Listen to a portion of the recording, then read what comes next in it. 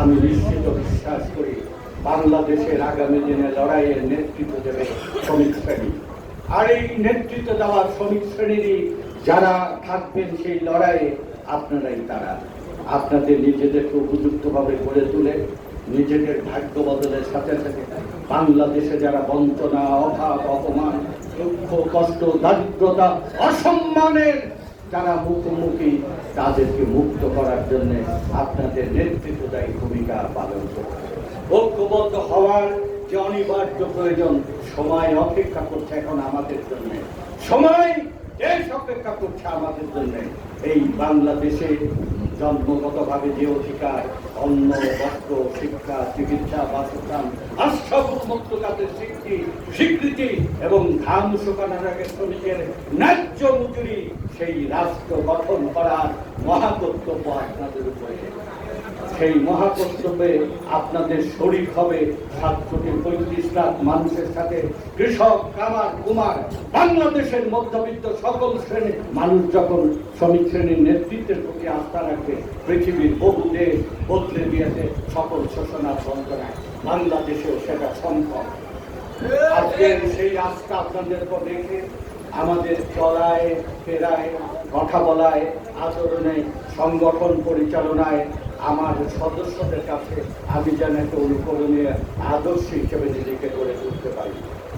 আমি খলিল ভাই আমাদের নেতা, আমাদের এই ইউনিয়নের নেতা, মোতাল্লেক, যারা বিভিন্ন কার্যকরী কমিটিতে আছেন, যারা সদস্য আছেন, সবাইকে এই আস্থা, এই বিশ্বাস আচরণের মধ্যে দিয়ে গড়ে তুলতে হবে। তেমনি ভাবে বাংলাদেশের বৃহৎ শ্রমিক সংগঠন জাতীয়তাবাদী শ্রমিক দলকে বাংলাদেশের সমস্ত শ্রমিক শ্রেণীর কাছে এই আস্থা, বিশ্বাস গড়ে তুলতে হবে। তেমনি ভাবে নগরের প্রধান নেতৃত্বদায়ী সুমন এবং সবুজ আওয়াল, ওদেরকেও পরীক্ষা উত্তীর্ণ হতে হবে। বাংলাদেশের আগামী দিনের লড়াইয়ে নেতৃত্ব দেওয়ার মতো গুণ, জ্ঞান, উপযুক্ততা, ত্যাগ, তিতিক্ষা এবং গুণাবলী তারা অর্জন করেছে। এই লড়াইয়ের সাথে সাথে সংগঠন পরিচালনার জন্য আমাদের দক্ষতার প্রমাণ রাখতে হবে। বাংলাদেশে শ্রমিকদের কোন সংগঠনে ভোটের লুটপাট হয় না।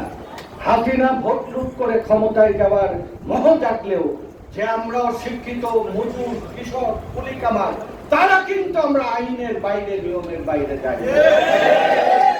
বাংলাদেশে আইন, অত্যাচারী, লুটেরা, শাসকদেরও ভালো পথে রাখার জন্য শ্রমিকদের একতা ঐক্য দরকার।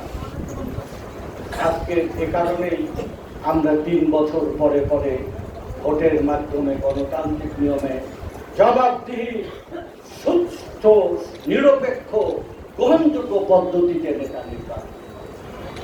জোর করে শ্রমিকরা না চাইলে ক্ষমতা ছেড়ে দিয়ে সাধারণ সদস্যের পাশে দাঁড়াতে হবে, আবার তাকে ভালো কাজ করে নেতৃত্বে আসতে হবে।